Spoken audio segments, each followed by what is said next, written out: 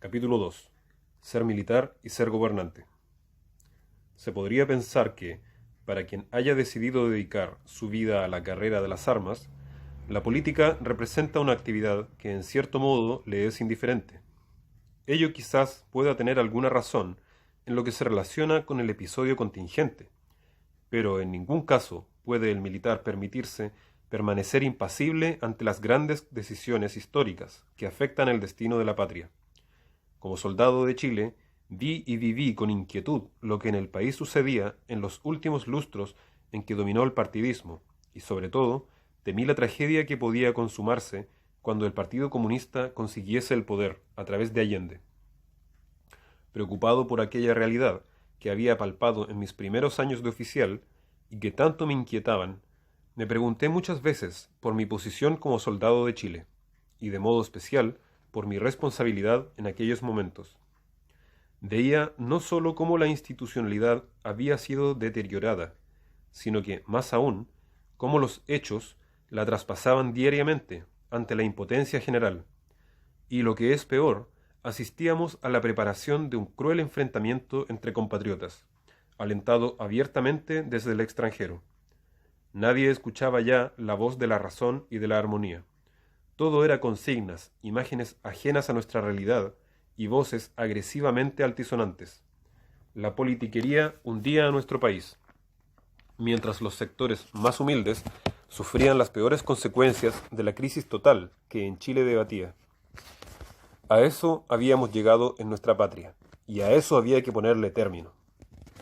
Producido el pronunciamiento militar, el 11 de septiembre de 1973, investido desde esos instantes de tan altas responsabilidades de Estado, me he detenido en no pocas ocasiones a meditar lo que para mí ha significado asumir paralelamente dos papeles que, a mi modo de ver, si bien son distintos en la formalidad de su definición, no obstante, convergen en el fin último. Me refiero a ser gobernante y ser militar al mismo tiempo. La vida militar me preparó, primero, para entender cabalmente que ninguna institución puede funcionar en buena forma si existen en su seno el caos y la anarquía. Deben, en efecto, darse jerarquías, funciones y responsabilidades. En una palabra, orden.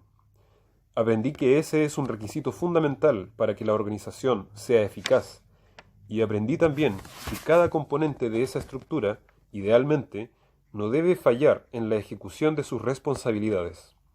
Es decir, en la vida militar se vive, quizás con mayor claridad formal que en otra parte, en la permanente dinámica de mandar y obedecer. ¿Y acaso sucede algo demasiado diferente en cualquier otra actividad? En todo caso, quien manda debe saber hacerlo. A su vez, quien obedece, en consecuencia, no puede escapar a la misma dinámica. Todo esto tiene que establecerse en la comprensión cierta de qué es la organización militar.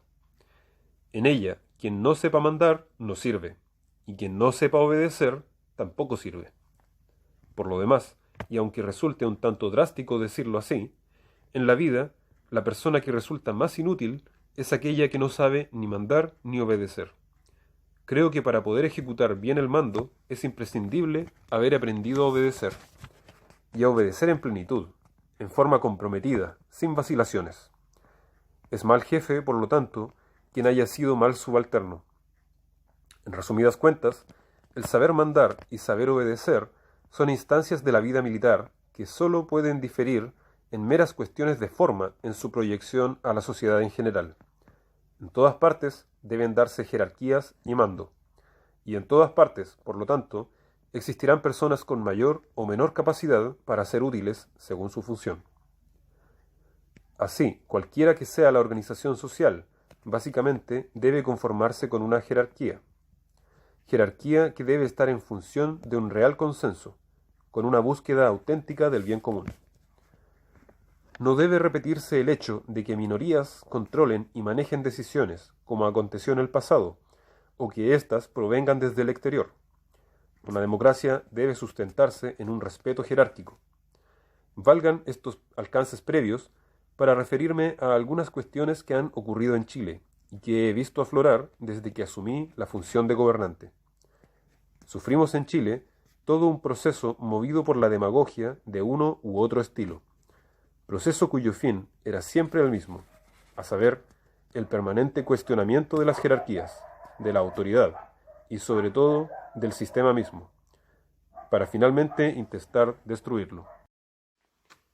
O sea, emergió un pensamiento crítico, más exactamente un pseudo pensamiento crítico, destinado a crear las condiciones propicias para el avance del Partido Comunista. Esto pudo llevarse a cabo bajo la inspiración de los comunistas, la complicidad tácita de otros y la ingenuidad de terceros.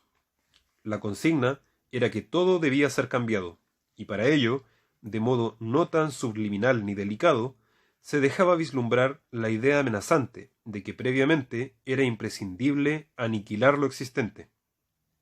De ahí toda la efervescencia que los marxistas procuraron propagar, no solo en las universidades, sino que también en la educación media, y quizá más abajo, llegándose incluso al intento de convertir la educación nacional en un adoctrinamiento socialista.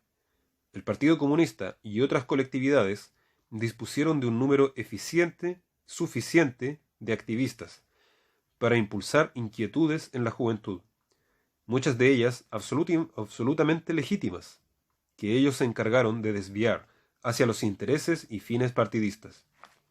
Así fue desarrollándose el proceso chileno al que nuestro gobierno puso término. A cualquier hombre que vista uniforme no le resulta difícil reconocer los elementos estratégicos de la acción política. Y de ese modo, especialmente claro, la ofensiva del Partido Comunista que obedece a las instrucciones que Moscú proyecta por el mundo. Los militares entendemos aquella permanente acción de guerra en que se encuentra el comunismo soviético, y por ello, quizá, somos el mayor obstáculo para la acción imperialista de la Unión Soviética.